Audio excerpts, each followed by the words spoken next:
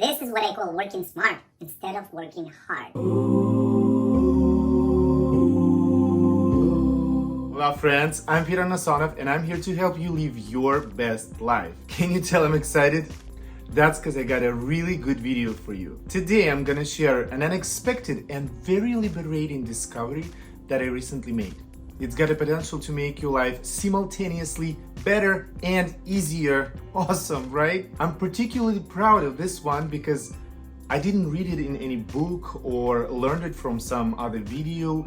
I actually observed it on my own. This observation has lifted so much weight off my shoulders and completely altered my relationship with personal development. Namely, it's dissolved the fear of trying out new things, lowered my resistance levels, and enabled me to pursue unreasonable goals. So what is this wonderful discovery? Actually, you already know it from the name of the video. To be good, do average. I know it's quite unexpected coming from me. I'm all about fighting mediocrity, and here I am telling you to be average. No, that's actually not at all what I'm saying. Notice, I said do average, not be average. There is a big difference. Let me explain.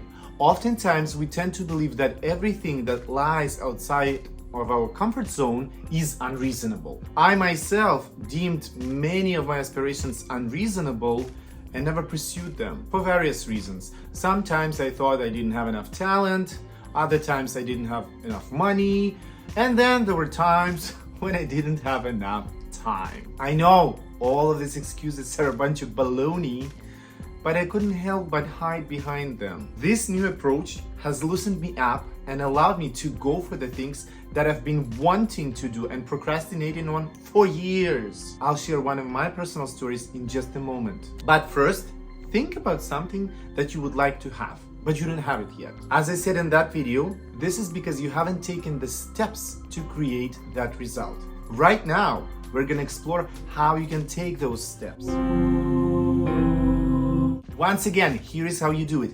To be good, do average. It's that simple. Now, what exactly do I mean? Essentially, what I'm saying is that oftentimes our idea of what it takes to create something new is so grandiose and idealistic that we subconsciously think to ourselves, there is no way in hell I'm gonna be able to pull it off.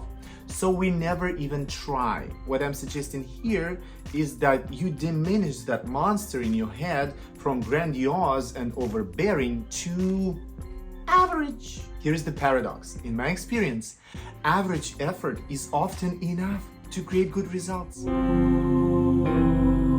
Last year, I finally started learning Spanish. I had been delaying that decision for years, using all kinds of excuses to procrastinate. First, I thought I should enroll in a course at some college. By the way, I did that with Italian when I was actively singing opera.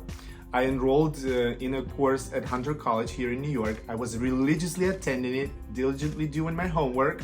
Do I speak Italian now? Then I was waiting for some free time in my schedule to do that. And finally, I was waiting for some extra money that I could spend on a tutor. Well, eventually I decided that it's no use to learn Spanish without living in a Spanish-speaking country. Of course! What was actually going on is that subconsciously, I was afraid to even begin because my idea of learning a new language was so grandiose and overwhelming. Now onto the good part. Here's what I did instead. I said to myself, why don't I take it easy and play around with it? So I found a gamified language app on my phone called Duolingo and decided to use it for like 15-20 minutes in the morning and occasionally during the commute.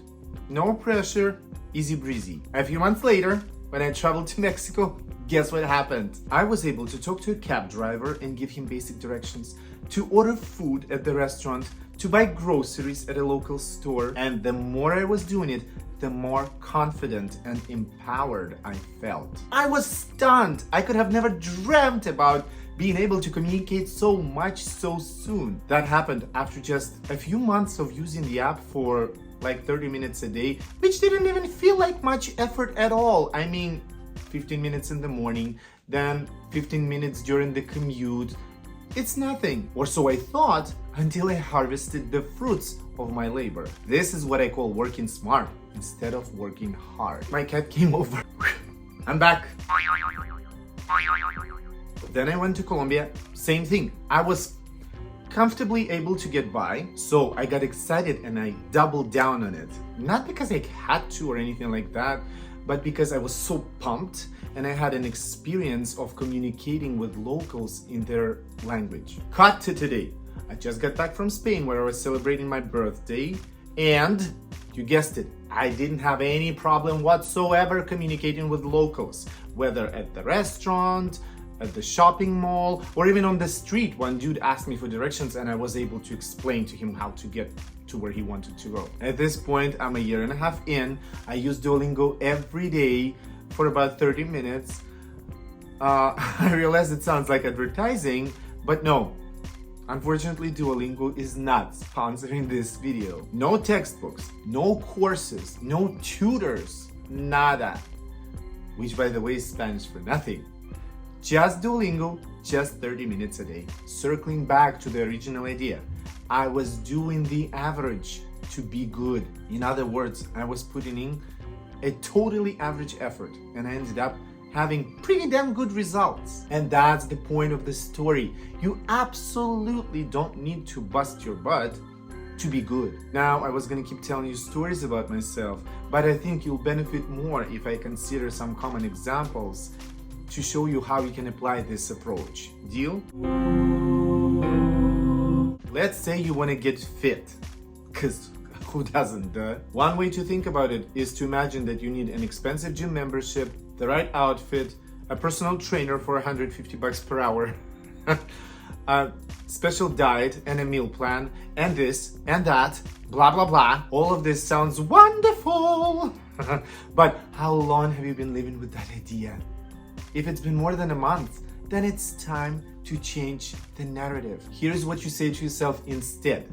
Oh, I'm not training for the Olympics, so I'm just gonna take it easy and enjoy myself. Then, instead of hitting the gym daily for 2 to 3 hours, you show up a couple times a week, maybe 2-3 times a week, and work out for 40 minutes to an hour.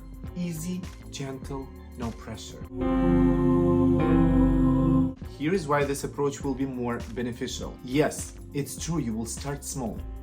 But starting small doesn't mean thinking small. This is what's gonna happen after just a few workouts. Your self-perception and identity will begin to shift. From a person who is dreaming about getting fit, you'll turn into a person who has a regular gym attendance. You feel the difference?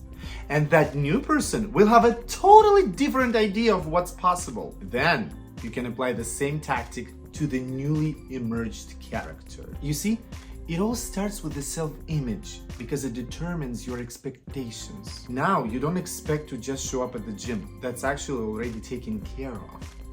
Now you expect to take this class or that class, to try this machine or those weights. Little by little, attending the gym will turn into a habit, a part of your regular schedule.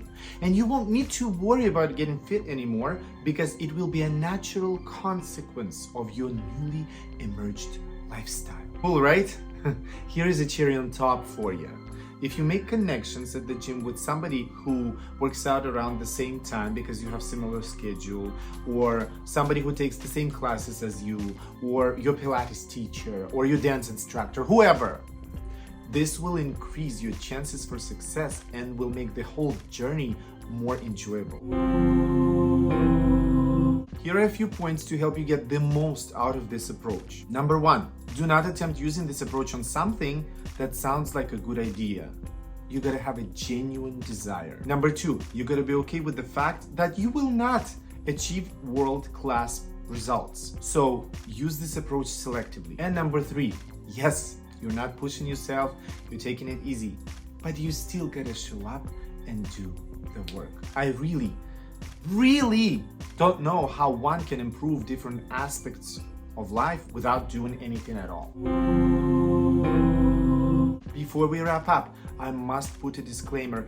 This is indeed an amateur approach. We are not talking about mastery. It's a totally different beast. What I want to accomplish here is for you to loosen up and start trying the things that you've always wanted to try. This will be particularly beneficial for those of us who suffer from perfectionism. Use this mindset trick, do the light version, and see what happens. You'd be surprised at the results you'll be getting without even pushing yourself too much. You cannot, I repeat, you cannot overestimate the power of simply showing up on the regular. And that's all I've got for you today. But before you go, leave a comment below. Tell me, what would you like to try this approach on? I would love to hear from you. Thank you so much for watching, and I'll see you in the next one. Bye! Everything that lies outside of Let me explain. We tend to believe that happened after just a few months of using. Number two. You will not achieve world crap.